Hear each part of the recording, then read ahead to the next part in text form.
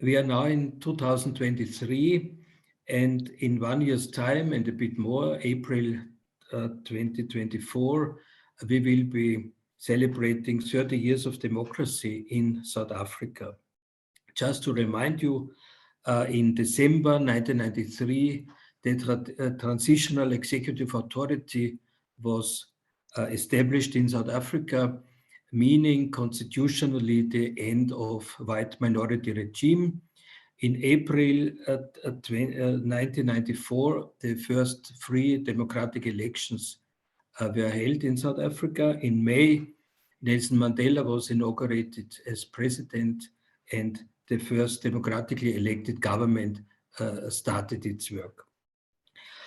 Now, we would like to use this coming year as a period of reflection on what was achieved within 30 years of freedom in South Africa, but also what went wrong and which challenges were there, and what is the situation today. In the last edition of our magazine INDABA, we introduced a contribution by Neeshan Balton from the Ahmed Kathrada Foundation in Johannesburg, Lenasia, which was actually a shocking analysis and assessment of the situation, asking the question whether South Africa was actually a failed state or a failing state, which is an important difference. This is shocking because how many hopes were there in 1994 when Mandela started his presidency? Did we underestimate the challenges which were there, either from historical roots or new challenges given the international climate, given developments within South Africa itself? So this is questions which we need to ask ourselves, and from that actually derives also how could we position ourselves now towards South Africa in its 29th or 30th year of freedom.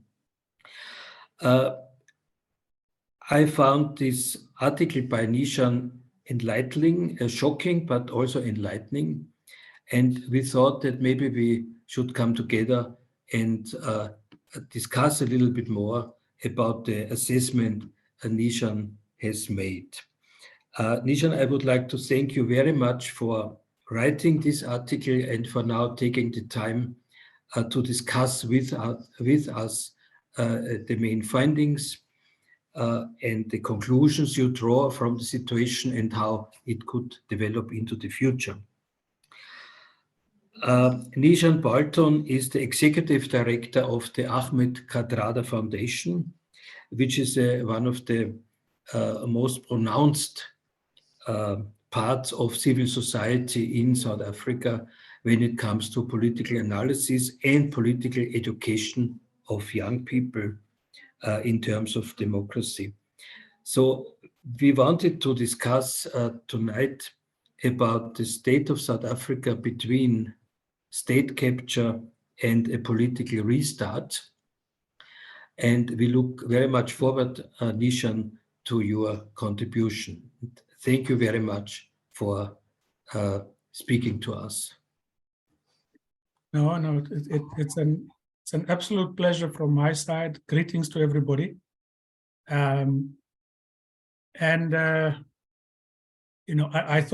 thought I was going to be the one having connectivity problems, but I see you also in Southern Africa, so you're not too far from the problems that we are experiencing.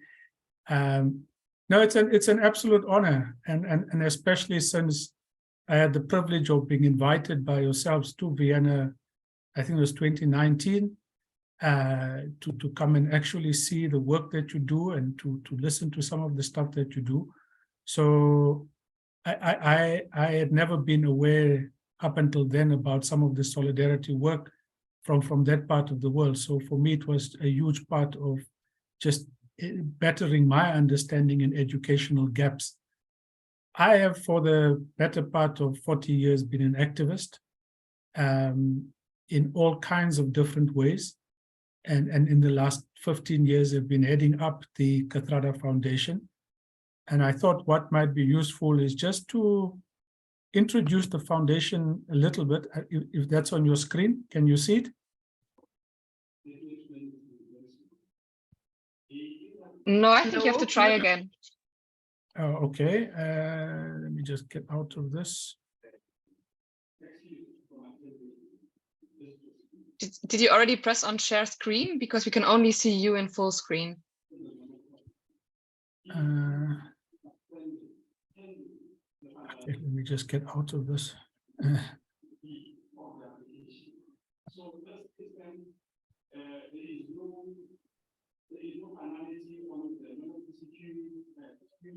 Where is my stuff now?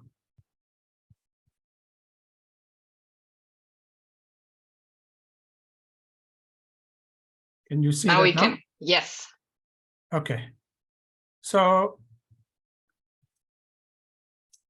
this is an organization formed in 2008, currently chaired by the former Minister of Tourism and a former executive member of the ANC's National Executive, Derek Hanekom.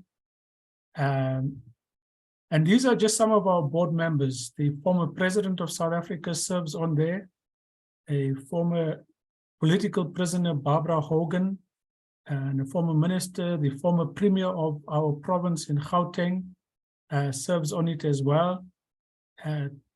Two of our former struggle stalwarts, Sophie Williams-De Bruyn, Max Sisulu, is on there. Another stalwart is Prema Naidu, whose linkages go right back to the Gandhi era.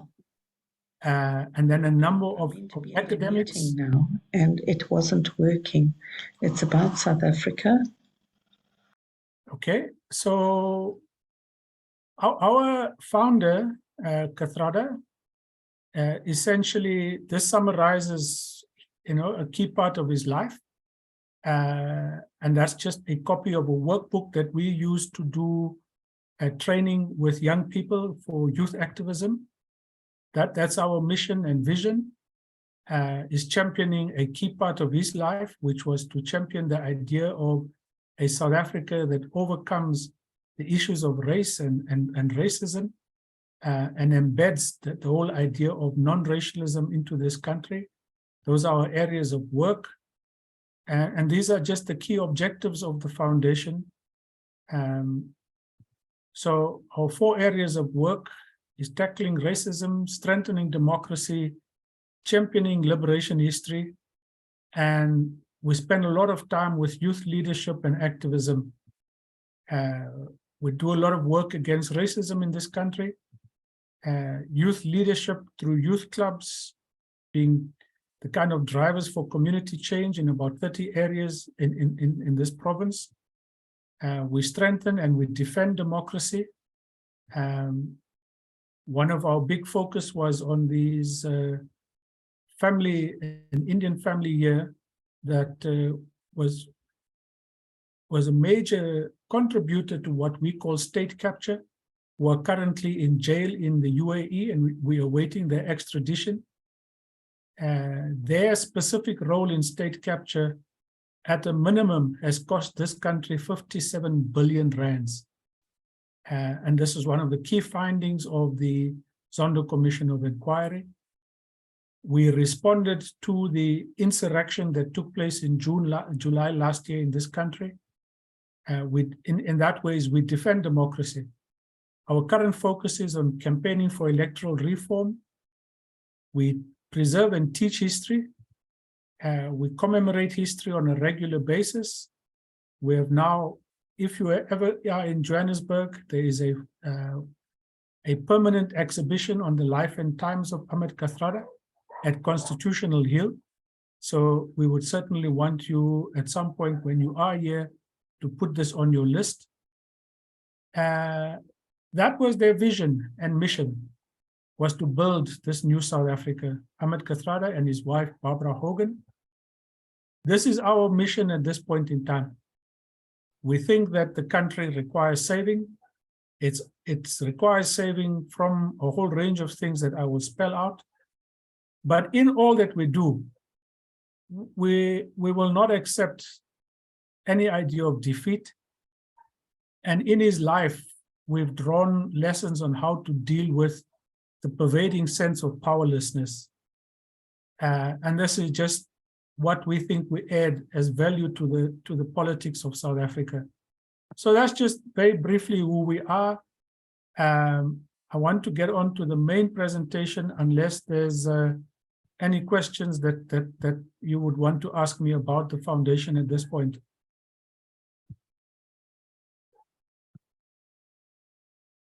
No, okay. Walter, I've managed to find, and I've put together for you, for this audience, two important scenarios that guides a lot of the work in this country, two scenario planning exercises. And I'm just going to give you high-level summaries because I think they summarize just the thinking and the different possibilities as to where this country can end up. And if you want more information, go to the Indlula Miti website page. They really have detailed information on how these scenarios have been done for the last, I think, decade or more. And what they have summarized here is that there are 3 scenarios for South Africa up to 2030. One, they call it the Nyala Walk. And that's essentially a country that has got its house in order, that has got a plan that works in a coherent way. Or it's an easy bourgeois country. And it's a country that is edgy, it's torn by deep social divisions, but essentially in which the rich continue to live a well-off life. And then the third is what we call a Gwara option. And it's a floundering country, a country that is demoralized, is disorder and decay prevalent all across it. 3 key driving forces there are issues of resistance, resentment, reconciliation, the institutional capacity and leadership, and social inequality. Now, what they've done, the researchers who drive this, based on a whole range of studies, a whole number of interviews, and so forth, they have, and that's the methodology that you can go through. The important point is that in 2022, we are in the worst scenario at 64%. So my article is backed up by this particular, the findings of this barometer. It's not my own sentiments. I wish that what I had written was very different, but it's really backed up by this. We are in the worst case scenario, and you can see where that comes from. But you can see the change over time. If you look at the green segment from 2019, it was just at about 48%. It has now grown to 64%. You can see the indicators there that have gone in a downward trajectory. Agriculture, hope, instability, ineffectiveness or decreased strength in civil society, mining, the trust in national government, municipal finances, and so forth. And that's at the heart of the crisis in this country, is that kind of collapse that informs this. Now, there's also another study that was done by the Brenthurst Foundation. It's a liberal think tank, but I think what they've done, and this has come out, this particular study has come out now in November of last year. And what they're beginning to show is the ANC slide and then the opposition share of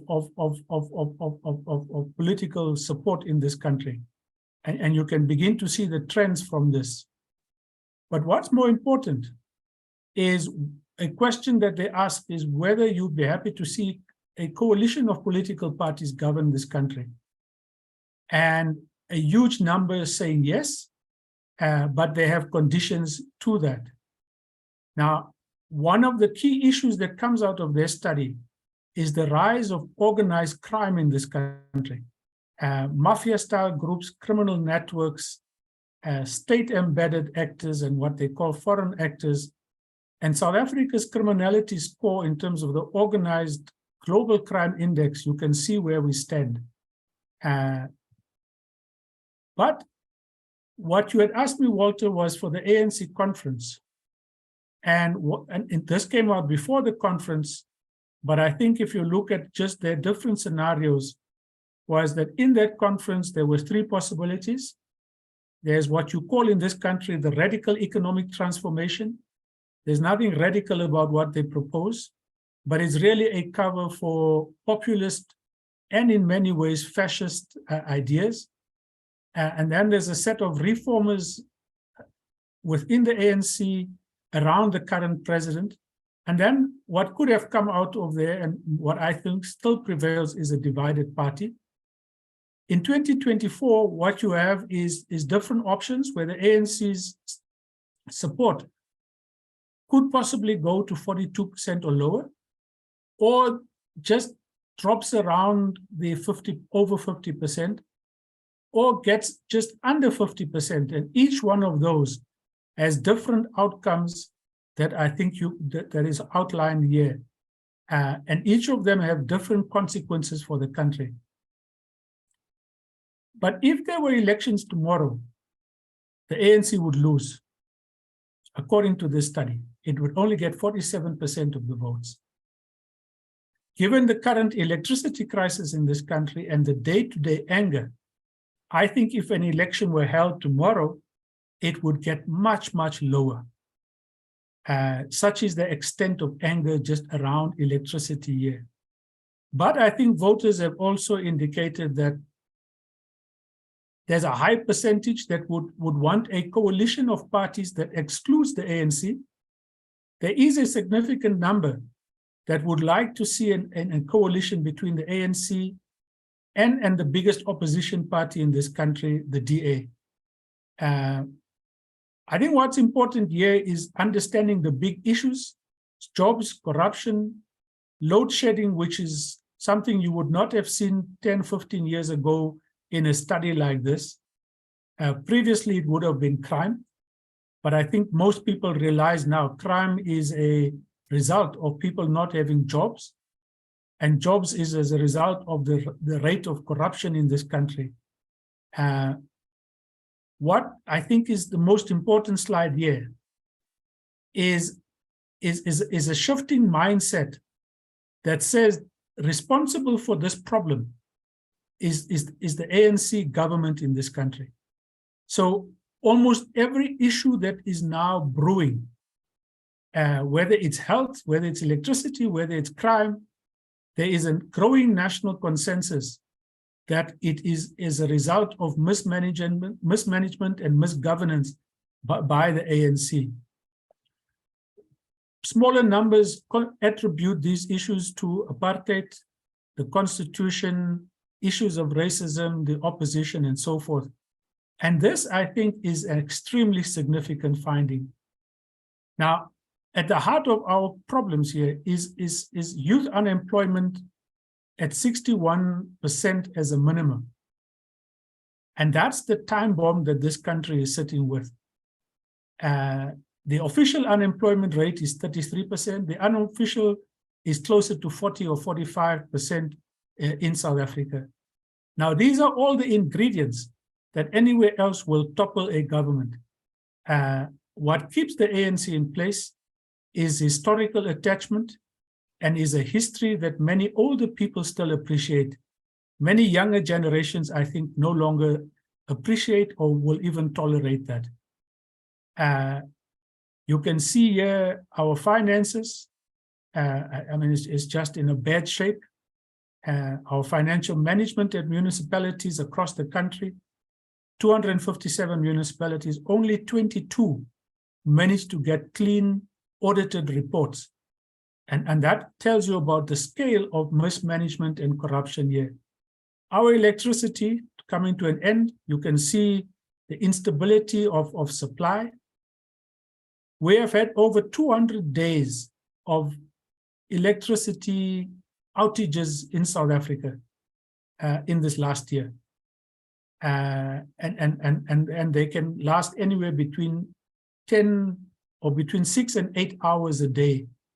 And what's happened in the last few days is the numbers of people affected by this, small businesses, professionals across the board, have now started to vent their frustration.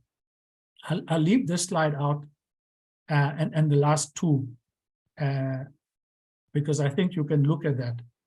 These are just some of the things that I want to conclude on. I would suggest there's a wonderful book by Mpumulelo Mkabela, How the ANC Lost the Battle Against Corruption. It's worth reading. It's factual. It's extremely sound. But where we sit now, you know, it's a table where not only business has lost confidence, but I think across the country, that sense of despondency that my article talks about is there. These are just headlines that you've seen.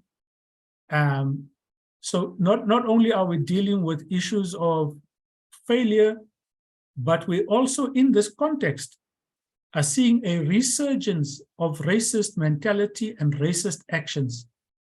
As people think that the Black government has failed, white racism is re-emerging in a very profound and public way.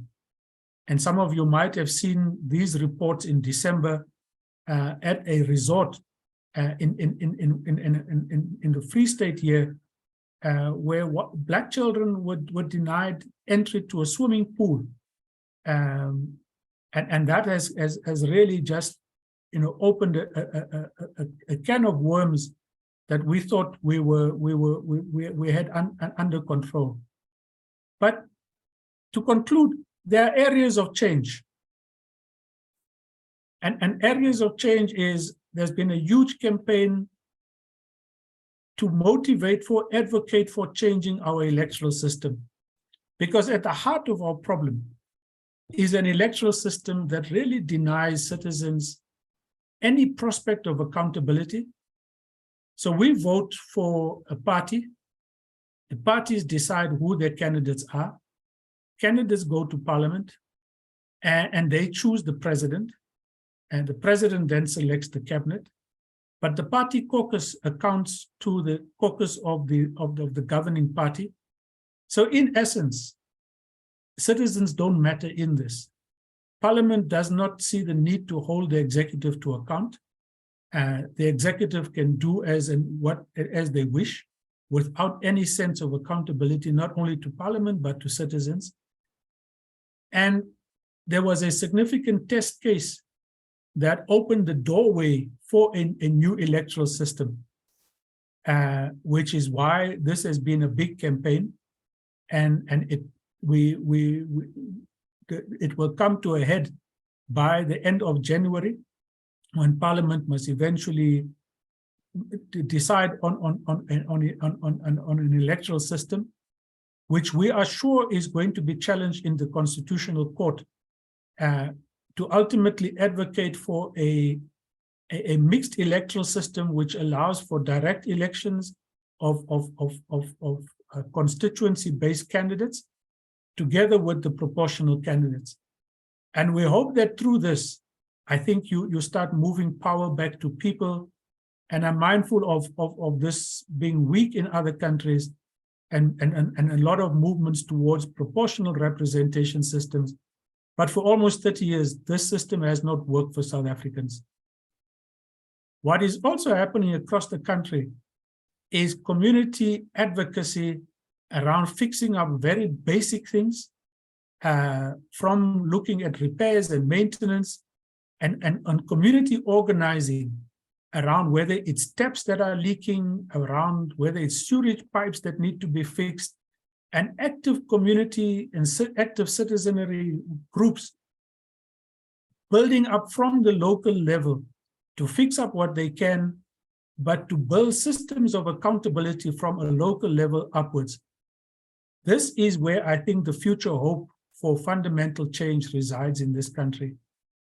Around electricity, it's an issue that has brought people to the streets in their thousands. This is just some idea of what's happening.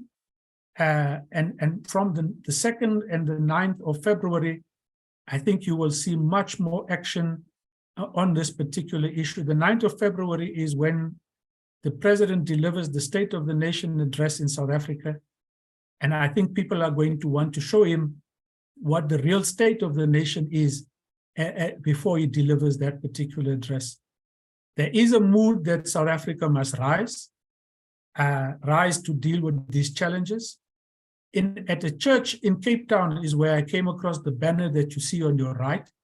So the faith communities themselves are beginning to understand that they need to be more vocal and visible. There's a huge conference coming up in Johannesburg, the Social Justice Assembly, now in January, to begin to look at social justice issues and broader coalition buildings. This year marks the 40th anniversary of the formation of the United Democratic Front. We think that the country is ready and ripe for a coalition of sorts now of civil society to begin to build on the strengths of our democracy, which is our judiciary, the independent media, active citizens, and on that core to start giving this country hope and in that way changing the balance of political power in the electoral system that comes through. And there, hopefully, I think, is the more fundamental policy reforms can be advocated for. At this point in time, there is no hope of fundamental policy change with the current government that is in place. But we will work with it where it's possible. We will engage it where it's possible. But lastly, is our approach will be for the 2024 elections is not for people to vote on the basis of past history, but is to base it on performance and the ethics of the quality of ethics that parties put up. The ANC's new national executive that came into office in December, amongst its top leadership are many people who were implicated in the Commission of Inquiry into State Capture. And we think that they are going to be the ones who will be most opposed to the implementation of that report's findings and recommendations. And that's why civil society, I think, will be mobilizing extensively for the implementation of the Zondo Commission's reports. I think to conclude, my article says that our 2024 will be a major test of our constitution and our democratic society. Can we have peaceful changes of power at national level, given what we've seen in Brazil and elsewhere? Can we restore a sense of security? Can we rebuild our institutions? Can we restore the international standing of a country so wantonly thrown away? And can we reclaim the deeply damaged dream of a non-racial South Africa? These are the key questions that will determine whether South Africa drifts into becoming a failed state or not. Our president, when addressing the Human Rights Commission, said, "We are not a failed state yet." But realizing that he had formulated his answer very awkwardly, he quickly added, "And we will not get there." I hope that is right. I sincerely believe, however, that we can't place our hope and trust purely on past historical sentiment. And for yourselves, you had asked me, what does this mean for solidarity work? I have only one answer. Solidarity work should not be confused with solidarity with the ANC. solidarity must now be focused on the needs of the people of this country, irrespective of their party political affiliation. Accountability of the governing party and of government in whatever way it can be exercised through solidarity work is what you will have to begin to consider. And thirdly, if there's any way to put pressure for stronger anti-corruption measures on people implicated in corruption, as has been done in the US, in the UK, and advocated for by yourselves across the EU, I think that would be of huge significance and help to the people of this country. So I know I've spoken a bit longer, but yeah, that's my presentation. Thank you.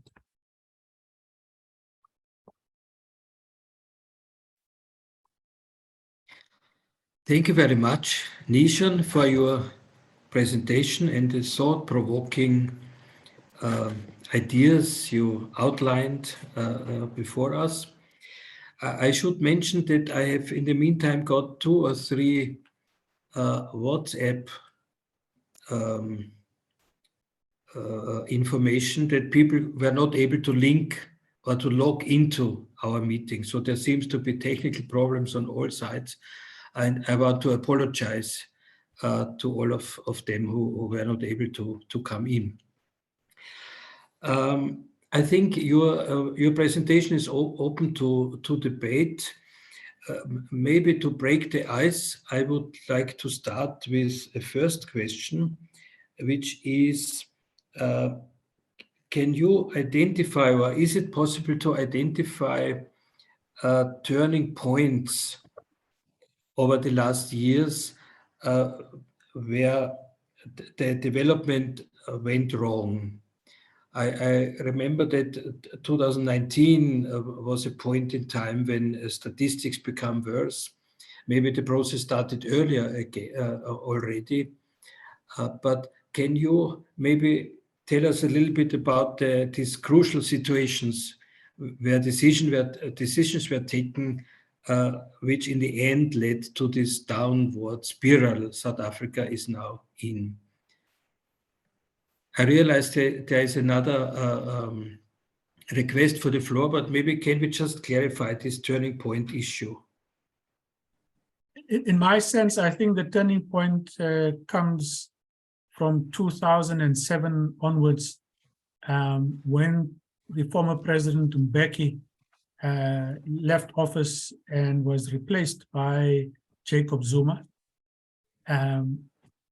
I think from 2009 onwards, you will see all of the statistics for almost 10 years would have all gone into the opposite direction, whether it's job creation, whether it's investment rates, unemployment rates, rates of corruption, but most importantly, the weakening and the complete collapse of state institutions, and deliberately done in that period that we call state capture, is in that period.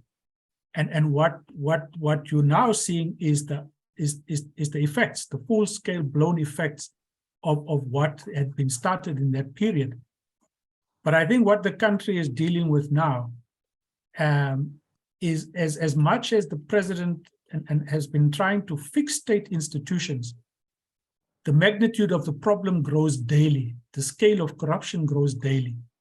And the rate at which the state rebuilding is taking place is just far too slow to meet the kinds of demands that in fact are required at this point in time.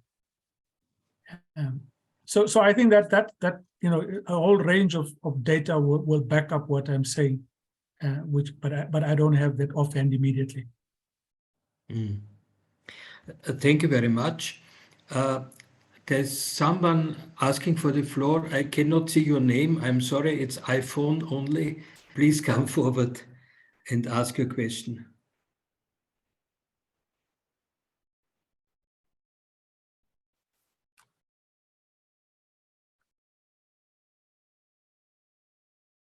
Can you hear me, iPhone? Okay, maybe it's just a mistake. Is there anyone else who want to contribute at this stage?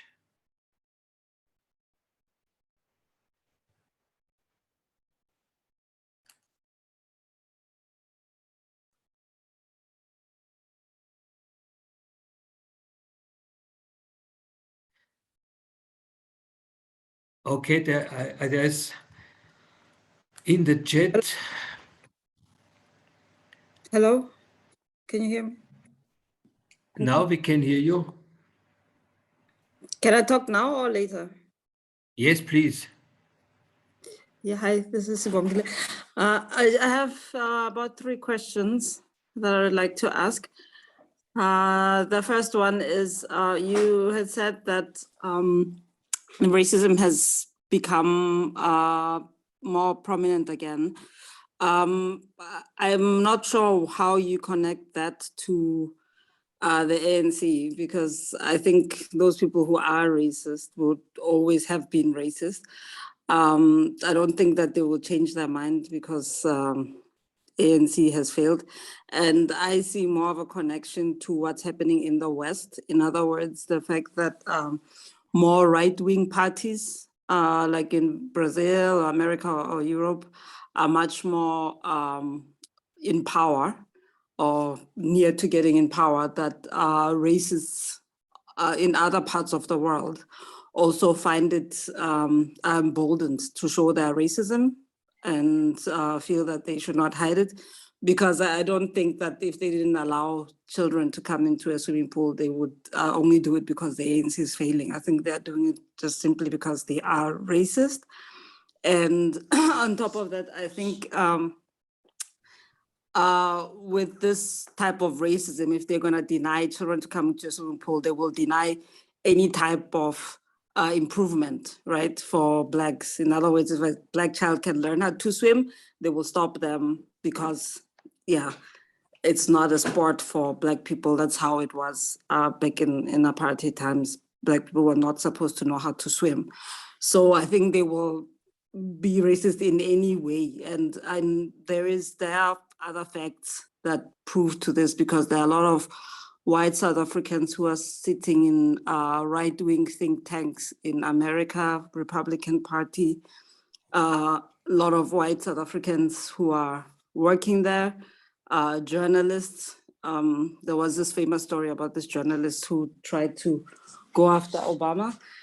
And there are also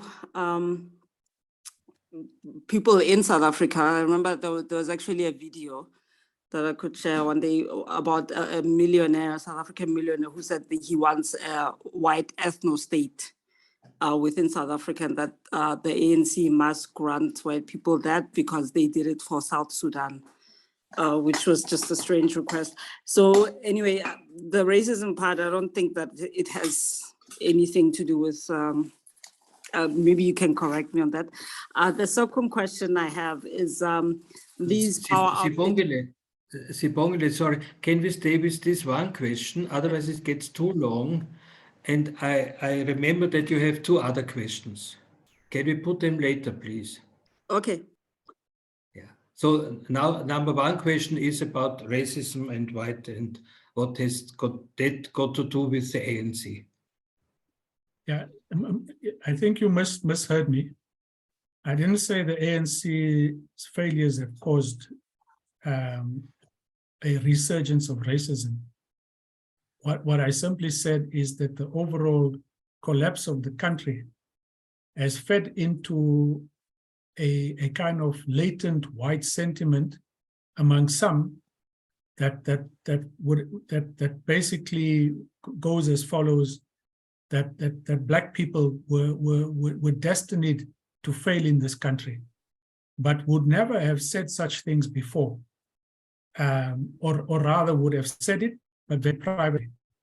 And likewise, racist actions like the ones that we've seen there and in a number of other places were few and far between. But you've never had an incident like this at this particular swimming pool, where an entire swimming pool of of mainly white people would be one where they leave the pool as soon as 2 black children enter. Besides for one small white child, almost everyone left and then tried to beat up these kids. Now, whilst it's an isolated incident, it's about a mindset that is built on the idea that black people not only can't swim, but can't govern, and therefore should not come into spaces like that particular resort. And for some reason, I don't know why they thought it should have been a whites-only resort. But we're seeing this kind of sentiment in schools, in places of worship, in particular businesses, and across the country. It's small incidents that we track and monitor that are beginning to grow. And you can correlate that with the decline of state performance, not necessarily just the ANC as a party, but ANC government. The person that you talk about as who calls for an ethno-state is one of the primary funders of Jacob Zuma. So on the one hand, he has been calling for a white state, but at the same time is one of the major funders of Jacob Zuma at this moment. So you have those contradictions that I think play out in this country at any given time. Where I would put the blame specifically on the ANC is the fact that it has, up until this point in time, South Africa had the World Conference Against Racism in 2001.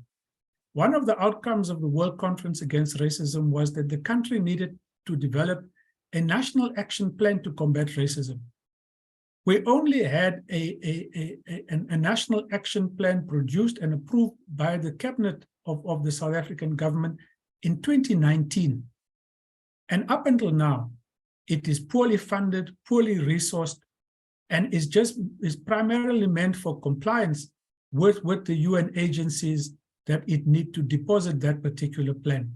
So I think there is an element of responsibility that we can't deny. But that's from the point of view of an ANC government.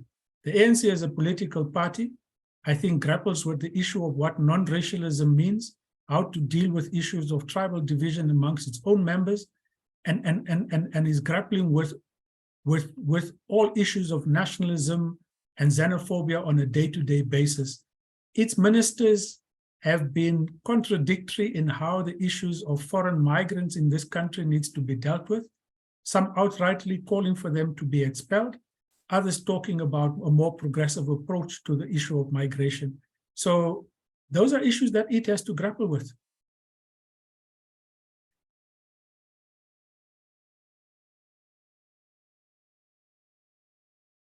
You're muted, Walter. Oh, sorry. Sibongile, do you want to make your second contribution now? Because then there is another question by Bernhard. Yes, thank you. Yeah, just to comment on what you just said, I do agree that ANC is responsible because they did keep Zuma in power for 10 years, and he won several confidence votes. The party kept on voting him back in, even when the opposition tried to vote him out with confidence votes. So yes, it is true that even when they saw that there was something wrong with his administration, they didn't act against him. And they were also using racism by calling the other parties like the DA racist for calling out Zuma, right? But at the same time, it is clear that, as you have said, there are other players, foreign players. And as you have said, this rich person is funding Zuma, which means he would like for the failure of South Africa to be exacerbated by a character like Zuma.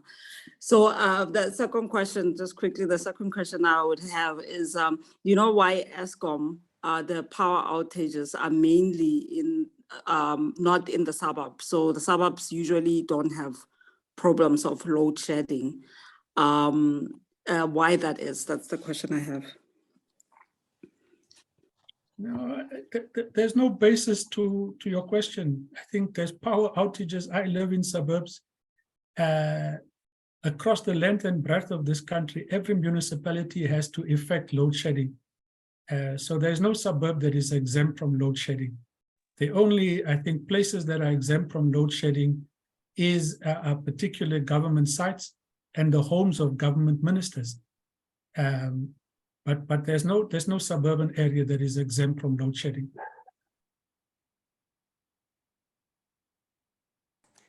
Okay, thank you. Can we, in between, take the question Bernard Putzek was asking? Because your statistics point to the tendency that the ANC loses massively in terms of electoral support. How would a government look like that would exclude the ANC? Just assume after next elections or next one after next. Well, I think in the first instance, it's not hypothetical anymore. We've seen it in a number of our big metropolitan cities, Johannesburg, Pretoria, yes, Gqeberha, which used to be Port Elizabeth, all metropolitan governments in which the ANC doesn't feature. We've had the city of Cape Town, the province of Cape Town, where the ANC has not been in government for since, I think, 1994 to 2004. And initially run by a coalition, but then outright by the Democratic Alliance. You've had the ANC not being in power in KZN from 94 to 2004, and only from 2004 coming in there. So we have had instances of the ANC not being in government. However, at a national level, it would probably be the first time that it would have to form some coalition. Now that's the tricky thing, is whether with whom the ANC will form coalitions, or whether the opposition parties in a combined way would have sufficient numbers to form a government that excludes the ANC. Unfortunately, the culture and tradition is not finding common ground based on policies. We are very much ideologically focused, and also, in a sense, bound by history, or how people interpret history as such. But I think there's a growing call for people to begin to identify the core issues that this country faces. Civil society and a number of important leaders have called for a national convention to identify the key priorities of this country, and to ensure that all political parties in their upcoming manifestos talk to those priorities. Now, obviously, what it would mean is that those who have plans that have similarity in terms of addressing the priorities would therefore have the legitimate basis to cooperate with anybody else. We have a political culture of not seeing your opposition parties here as opposition, but it has rather been a culture of seeing the opposition as enemies. And if we can break that culture, then I think working coalitions are very possible. The challenge we have is whether or not the maturity required from the governing party is one that, should it lose, whether it will accept a loss of power in a way that I think is peaceful. There is no guarantee of that at this point in time.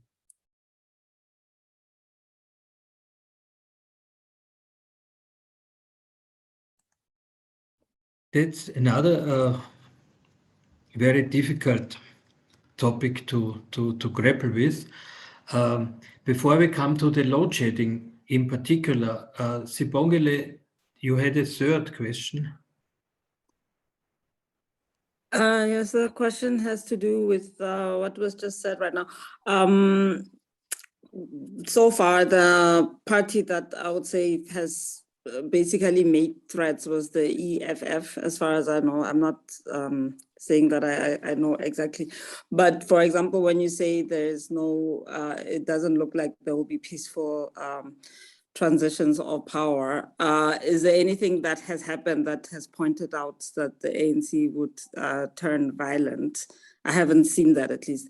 And I mean, we saw the insurrection. It was mainly Zuma, or it was, all of it was Zuma supporters. It seems like, to me, like the opposition, those opposition parties have been the ones that are violent, with the exception of the DA. And also in that line, I would like to ask, like, has anything happened to also inquire what was done to the previous leader of the DA, Mmusi Maimane, because the way he was taken out was also very curious, and the person who's replaced him is allegedly said to be a racist. So that's also a lose-lose situation as far as I see. I don't know if you can say anything about that. No, I can't say much on Mmusi Maimane and his issues with the DA. I can say that there are a number of municipalities where the ANC lost, and those municipalities were destabilized. Ongoing attempts made to destabilize the municipalities through the kind of alliance that the ANC would have had with unions in those municipalities. But it's not stuff that I think is out of the realm of possibilities, not just for the ANC, but for, I think it's the general, in essence, the ANC, its support base, but also those who thrive on destabilization are likely to use that opportunity, as was done in the July insurrection, because there are those who stand to benefit from chaos in this country and don't need significant excuses to begin to embark on that particular path. The ANC officially, I think, has not indicated that it would find it difficult to not accept the outcome of a loss, but there's a culture within the party, within which ways that it governs, that I think are pointers to possibilities of parts of its membership not being at ease with loss of power. And you just have to look at KZN in particular for where that might be a critical problem, particularly if that loss of power comes with major, at a time when there are issues that relate to particularly the Ingonyama Trust land, that is a contentious issue in that particular part of the world, then I think there's a confluence of issues that could be exploited. So I accept your point that the non-acceptance of the outcome of elections is a global trend, and that's something that we are mindful of here, which is why there'll be a huge effort and campaign to build observer capacity for these elections beyond what they've ever been in our history, because we think that this is a turning moment in terms of electoral politics, and our country, I don't think, has gone through what it most likely will be going through in 2024. Thanks. Thanks very much. We leave it at that now for the moment. Can we come to the load shedding issue? It has featured already a few times, and Birgit asks what actions are taken right now to overcome the huge problem of load shedding. I underline huge problem. I just got an email from a friend in Cape Town who lives in a predominantly white area, and they have load shedding 7.5 hours a day in this week. I understand some part of the problem is technical, but big other parts of the problem are criminal or political. So what is your assessment and what actions are being taken or can be taken to overcome the issue? You know, I think the starting point is that already in the early 2000s, Eskom had warned, this is our electricity, state electricity supplier, had warned the government that by 2008, if they had not started investing in terms of repairing the existing infrastructure, as well as building new generating capacity, and thirdly, in terms of looking at alternative energy sources, then we were going to run into problems. But there was decisions taken not to invest into that infrastructure, but rather to work it to its maximum, such that by 2008 is when we started experiencing what we call load shedding. So it's not something that started recently. It's as far back as 2008. But if you look at the graph that I've shown you, it has at times when it peaked and times that in fact it receded. And it receded in times when there were really efforts just to use diesel extensively to keep our electricity supply stations going. We're now at a point where Eskom has an excess amount of workers, has a debt burden that would almost cripple it, which is why government is going to have to take over some of its debt onto its own books. But it has got it's an aging fleet. It's aging power plants that have long reached their kind of usage deadlines. Now, in order for us to fix up this problem, you need time to shut down particular power stations so that the kind of extensive repair work can in fact be done.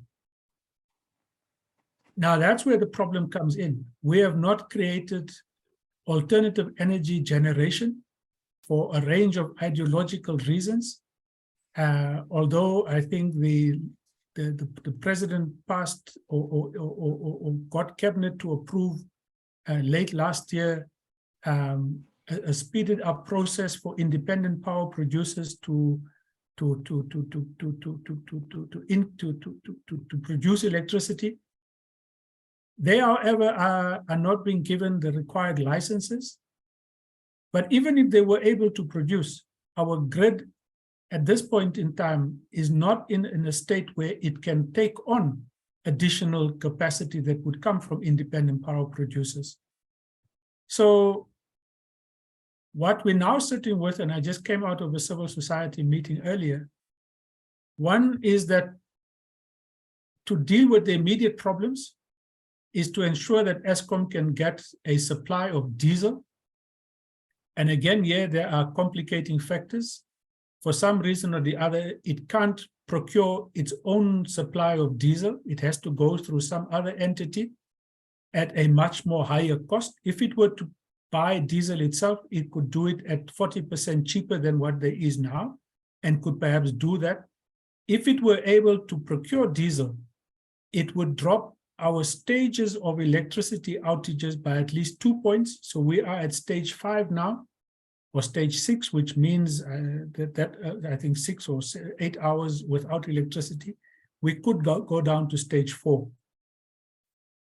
Then there's the options of independent producers and beginning to encourage that. But I think thirdly is rooting out. One of the big problems we have is the quality of coal that is supplied to our power stations.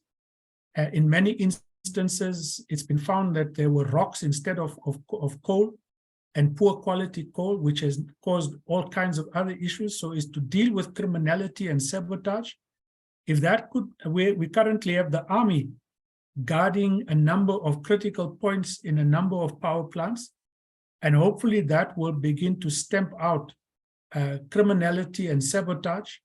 If we can sort out the quality of coal issue, that might well be another area. But the biggest challenge we have is that at the end of March, the CEO, the COO, and the CFO of Eskom will be leaving. There is no new management that have been identified to come into their place. And there is a big political tussle at the moment as to under which minister this function must reside. The ANC conference resolved that it must move from public enterprises to the Department of Mineral and Energy Affairs. And there's just a whole lot of issues that are going on between jurisdiction issues that complicates issues further. This is not a short-term issue. It's, if anything, it's only within the next 12 to 18 months that I think we are likely to find elements of solutions that will alleviate the problem. Which means that I think the degree of instability, the degree of mobilization on this issue, the degree of public anger is likely to intensify and coincide with the 2024 elections.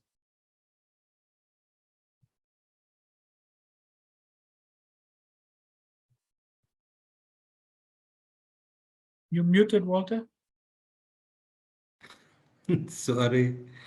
You mentioned alternative energies, and Birgit asked about the use of solar energy in households. Apparently, Zimbabwe is more using solar energy for households. And I know that in South Africa, there is huge solar plants to produce solar energy, not for households, but for bigger entities in the economy. So doesn't that have an effect? It is, I mean, in our meeting today, people were talking about the Vietnam option, which is really an option where the state needs to encourage rooftop solar systems on a national scale, which would, I think, bring immediate relief to the system itself. There are all of these ideas. There's been very little inclination to implement a feasible program, to the frustration of civil society, to the frustration of business, and to the frustration, I think, just of the ordinary citizen as well. Fundamentally, it's about political will, government's ability to coordinate and lead, and then to roll out applications on a national scale that has national impact. I don't think we have the time for smaller projects that will come on stream in 3 and 4 and 5 years' time. There are significant wind farms that have been set up. There are solar villages and projects that are underway, but they are very disparate. Very little of this is done in a coordinated way, and I think what we are going to see is the more well-off South Africans finding alternative options because they can afford it, and ultimately poorer people are going to have to still live with an electricity system that is dysfunctional. But the impact on the economy is something nobody will be able to ignore. The degree of job losses, the degree of time for production is just not conducive to economic growth. And with low economic growth, I think you all know what the problems will be that will flow from that, given our existing rates of unemployment already.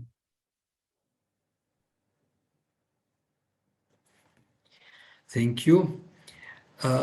Is there any other question regarding load shedding or energy problems in South Africa? Because then we can move on to our... Oh, there is a question. Rose says, it seems so sad that with the sun energy readily available, it cannot be coordinated for the ultimate goal of supplying electricity to everybody. No, absolutely. Absolutely. we have major arguments here in terms of the need to continue with coal, resistance to want to transition away from coal to a point where it's becoming a major, not only ideological issue, but a safety threat to many of the people who manage power stations. Syndicates around coal and coal supply and coal mining are at the heart of what we call coal mafias in this country. And unfortunately, many of them fund our political parties and exert huge amounts of control over them, or that is what is thought. And I think you're absolutely right. The outgoing CEO of Eskom was saying that you can't steal energy from the sun, and that's maybe why there is that kind of resistance to using solar, because it's very difficult to steal the energy that the sun gives off.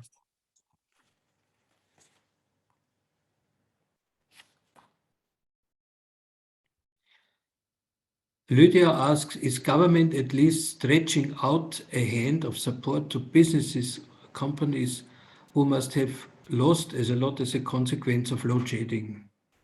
No.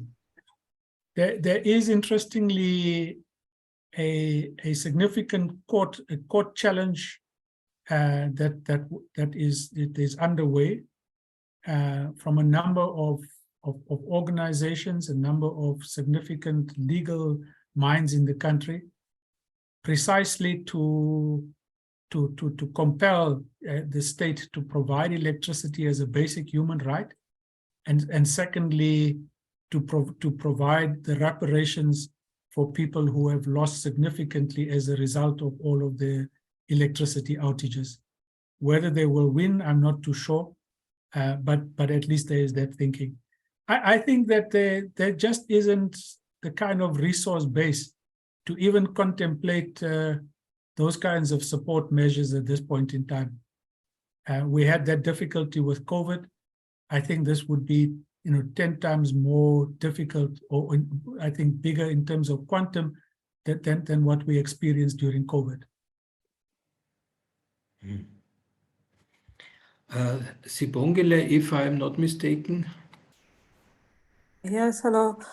Yeah, I just wanted to ask, there have been talk of nuclear power in places like Germany, although it's very controversial. Just wanted to know whether there's been talk of nuclear power there as well. And also, you've just talked about the outgoing chairman of Eskom. I saw a report that he says that he's been poisoned. Is there any truth to that? And what would be the motive for him being poisoned? Nuclear, again, is a big issue of debate. I think it's currently included in the integrated energy plan of government. It's clearly not one that I think many in the environmental justice movements think is necessary for this country, given, I think, its ability to use solar more extensively. But nuclear also has huge political implications and history for this country. South Africa was almost in the kind of grips of Russia. The former president had almost signed unilaterally agreements with the Russians for them to build nuclear power plants here without all of the necessary approvals. And that would have crippled this country financially. Fortunately, sanity prevailed and the necessary approvals didn't come through. So nuclear is there, although I think there's a growing sense that it should be something to be considered last. The poisoning of the outgoing CEO, Eskom has confirmed that there is a case that's being investigated. I think we can only await the outcome of the investigation. I can only assume that it's related to his efforts to root out corruption within Eskom. but we'll have to wait and see what the outcome of the investigations are.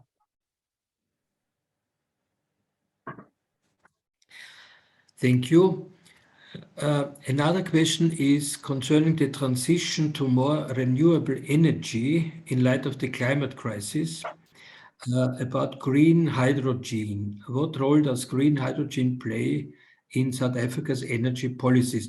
Like, for example, for Namibia, this is a big topic right now. So how is the situation in South Africa? It's something that I understand is beginning to be spoken about much more. I don't understand it too much myself, but the president has been championing it. But, you know, like many things in this country, there's more theory than practice. But I would assume that it has to feature in whatever the energy mix solutions will be that ultimately solves our problems.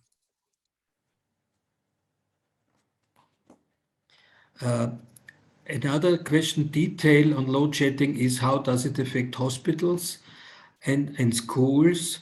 And I think we move then to another chapter, the last chapter of our debate, but just answer about hospitals and schools, please. They're not exempt.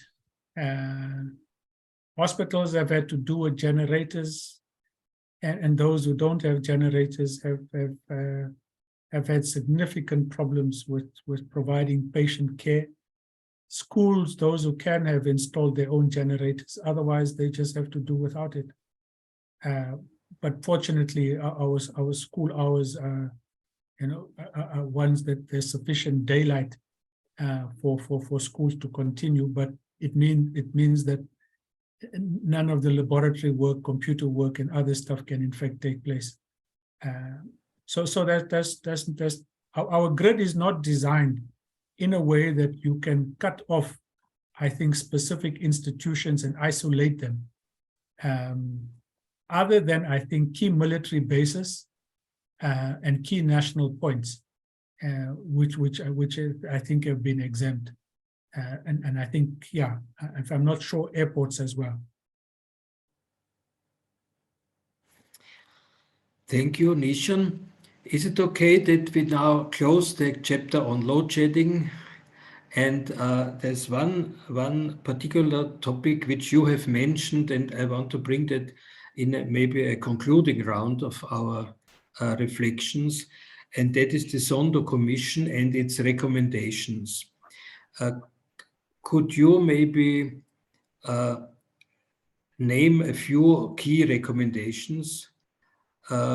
Is it a way forward to take South Africa out of this political crisis? And what is the likelihood of these recommendations being implemented?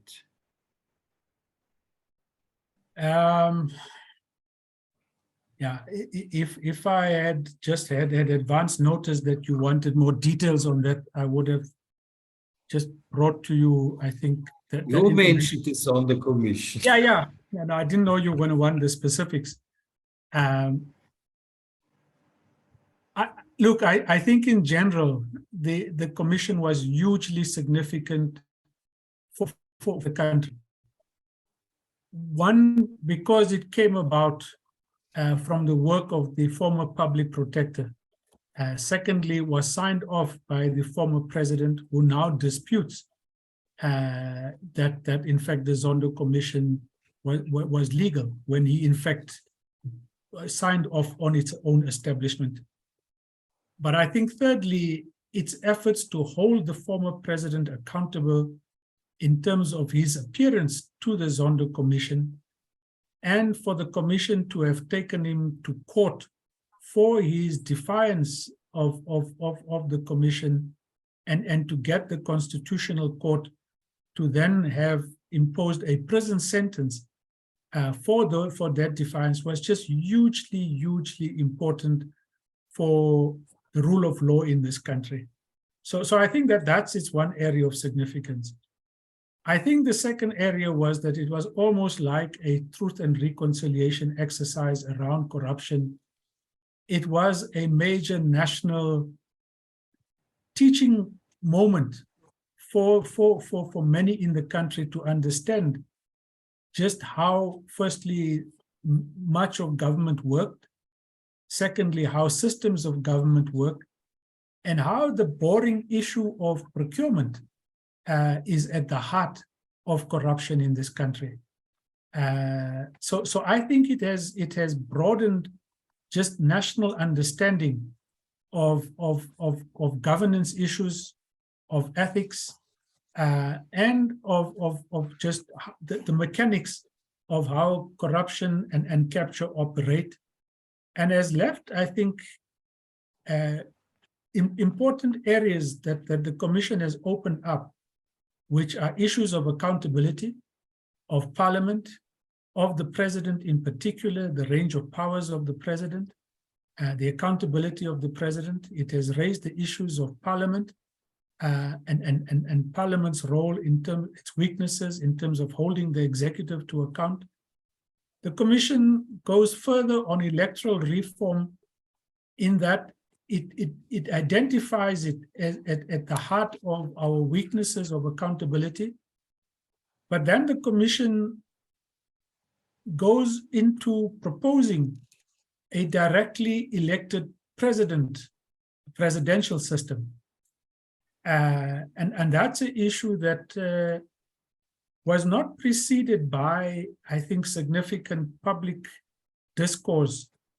And it's still one that I think people are grappling with as to whether a constitutional democracy can function under a presidentially elected system, and what that would mean for the kind of priorities and importance that we give to the Constitution and the Constitutional Court in this country.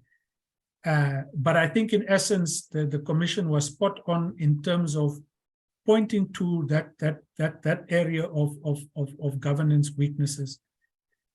I think the Commission's work in relation to state-owned enterprises, their governance, their management was extremely important, and in that context, its emphasis on the need for people to be appointed based on their capability and merit, and not because of what we call deployment in this country. So what you've really had is party political deployment into key organizations. And importantly here, the minutes of the ANC's deployment committee, I think, confirmed a lot of this. And what the Commission has shown is the weaknesses of that system, because people get deployed who can't do the job or who can't withstand political pressure, and who then think that they are doing the political party a favor by diverting funds away from the entity indirectly to the party itself. And that was a huge revelation from the Commission. And I think their recommendations there flow into the need to regulate party political funding. And there's been significant work in terms of that, in terms of making that transparent, making that to have kept the limits, although there is now significant pushback to weaken the party political funding legislation significantly. But that's something that I think we will oppose to as far as is possible, because for the first time now on a quarterly basis, political parties have to report on the funding that they've received, and on an annual basis, they have to now start publishing their audited financials almost as well, although they haven't yet complied. But I think that those are very important. What the Commission, I think, brought to the fore is that the least regulated entities in our country are political parties. I think a soccer club probably has far more greater regulatory requirements than any political party, whereas political parties really occupy the seats of power in this country. Lastly, I think that what the Commission has done is to identify the big state institutions that were captured. It identified how that was done and has made recommendations for each and every one of them. Now, the President has responded to the Commission He's responded to, he's presented his response, and that response is what Parliament is now meant to start debating when it goes back. And to then, but bear in mind that ultimately the president is not compelled to accept any of the recommendations of the commission. They are merely recommendations, but we think that public pressure around the key recommendations of the commission is what will surely enable us to get them going. The establishment of, lastly, the establishment of a advisory, a national anti-corruption advisory committee, I think is an important step, but we think that the Commission's recommendation of a permanent commission like the Zondo Commission that focuses on issues of ongoing corruption is important. The legislative changes for whistleblowers that the Commission has recommended, I think are incredibly important because it goes to the heart of fighting corruption in this country. So in a nutshell, I think the money spent on this commission was very, very worthwhile. In fact, it has recouped the costs in terms of penalties on some of the major companies who've agreed to pay back over $1 billion or more for their own wrongdoings. So in essence, I think this commission has been invaluable for our democracy. But its true test will be whether or not there's a willingness and an appetite to implement the recommendations. Now, here's the critical part. The governing party that has to implement those recommendations, some of them are going to challenge the findings as it pertains to themselves. And there are many implicated in the Commission's reports who serve in the national leadership of the ANC. And it's going to be interesting to see how the party then responds as unequivocally as it has prior to its conference, when it comes to the time for if charges are brought against its own leadership and that of other parties that are implicated through other acts of corruption. But that's going to be the test. Maybe as a last question, or one of few last questions, Sibongile. Yes, hello. Yeah, I appreciate what you've just said about the Zondo Commission. I just wanted to know whether whether there are any efforts of taking this new awareness all the way down to school education, because I know, for example, there's this new subject called life sciences, and to teach children about how corruption works. Because, for example, a good example of one person who is in government without merit is Julius Malema, but then he's as powerful as he is, right? So it's kind of an irony, but I just wanted to know how far this new awareness will be spread across the country. No, I think firstly, Malema is a member of parliament. He doesn't hold ministerial office. His power comes from him being the leader of his political party. He is implicated in a alleged defrauding of a bank, as well as some quite some while back by the former public protector of defrauding entities in the Limpopo province, but those cases are still pending.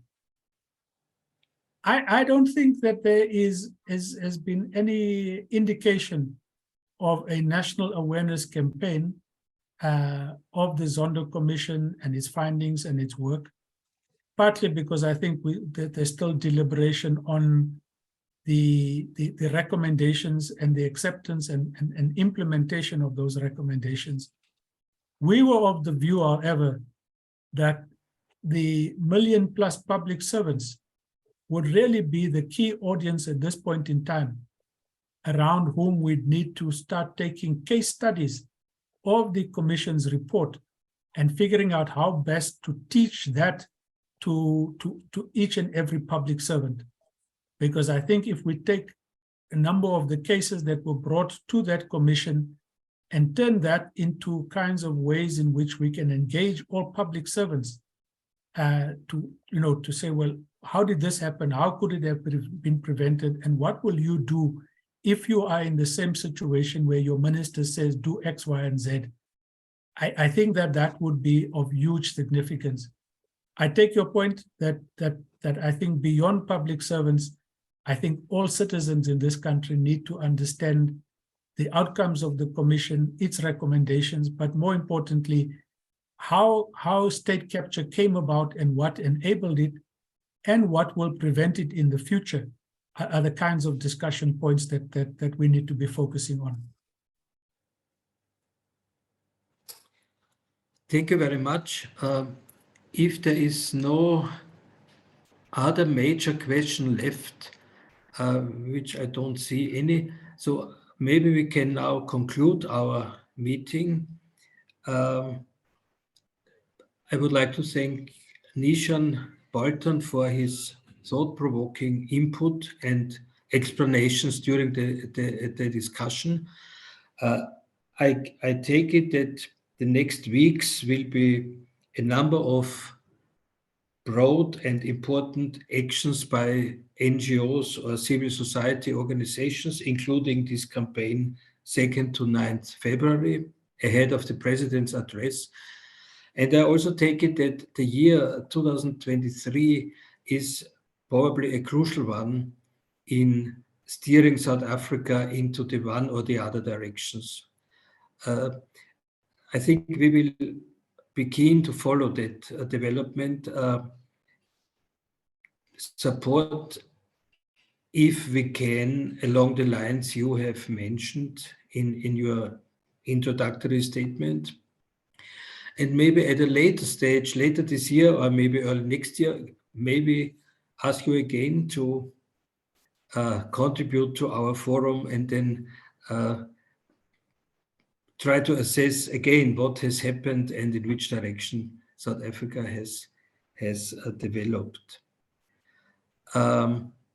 It is also my pleasure and my duty to announce the next forum, which will be in February on the 16th, if the 16th is a Thursday, and that will deal with the issue of tourism in Namibia, whether and to which extent tourism contributes to social development and poverty eradication, whether or not it does that.